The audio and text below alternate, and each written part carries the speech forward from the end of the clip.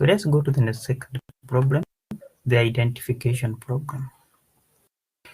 So you're saying before we can solve a system of equations, we need to make sure we have enough information to find unique, correct answer for each relationship.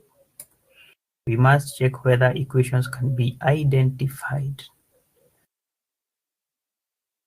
So by identification, we mean, do we have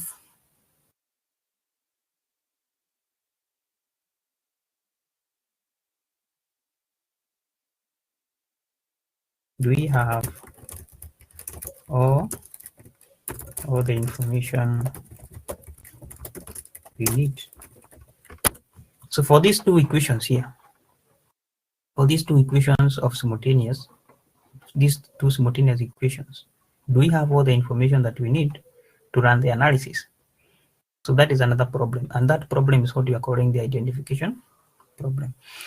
So we can have three cases of identification problem.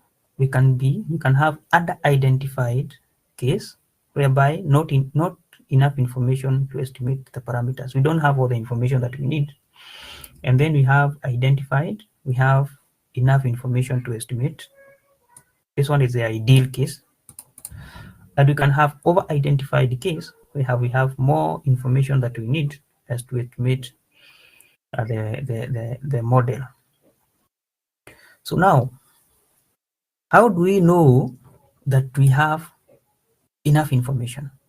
How do we know that we have equations which are identified?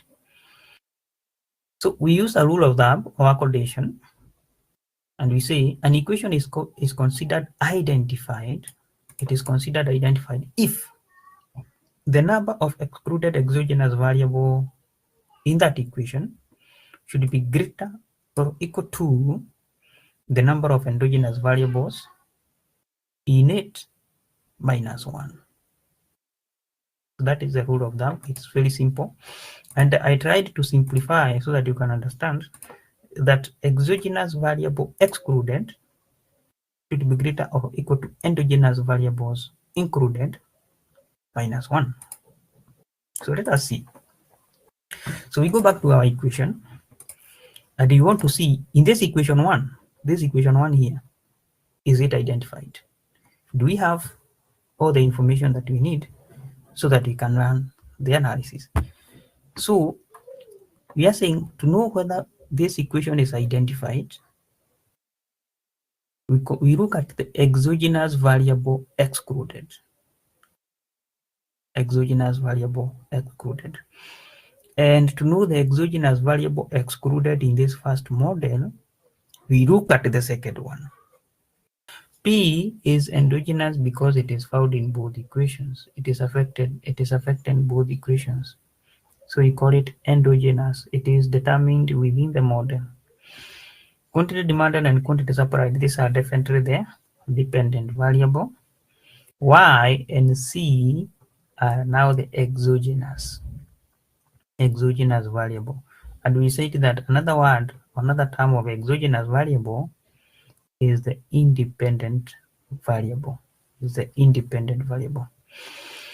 So what we are saying is determine whether this first equation is identified or whether we have all the information that we need.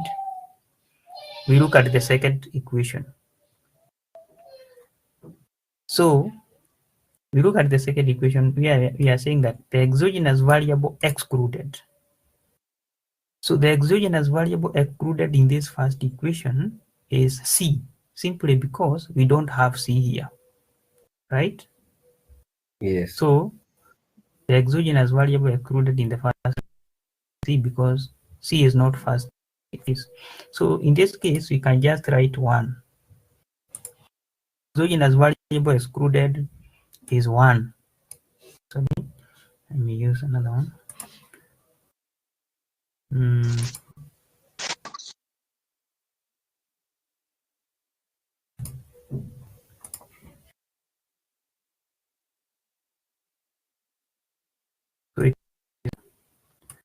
So this one should be greater or equal to endogenous variable included minus 1. So if you look at this first equation, the endogenous variable included is P, right? Yes. P is the endogenous variable that is included. So if you Yes. take P, which is minus 1, it will be 0, because you're saying endogenous variable included minus 1.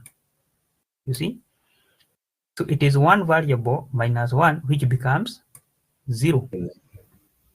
And we have already seen that exogenous variable excluded is 1, because it is only C which is excluded in this first equation. So it is 1 is greater or equal to 0, which is true. Yeah. And because that expression is true, then we say that this equation is identified. We have all the information that we need. The same case we do to the next equation. To see whether this second equation is identified, we say the exogenous variable excluded should be greater or equal to endogenous variable included. So the exogenous variable excluded in this second equation is y. Y is not found in the second equation, so it is one variable. Should be greater or equal to endogenous variable included minus 1. So the endogenous variable included in this case is P. So one variable minus 1 is 0. So 1 is greater or equal to 0, which means that even that equation is also identified. And that is the explanation I have given here. That to check if equation 1 is identified, we look at equation 2. Equation 2 has one exogenous variable that is not in equation 1, which is C, this C here. Since we have at least one endogenous variable, the condition is met. So the same case applies to equation 2. In other words, if we want to simplify, it means that the exogenous variable excluded should always be greater than the endogenous variable included. So that is how we identify or we solve that problem, or this problem we are calling identification problem. Identification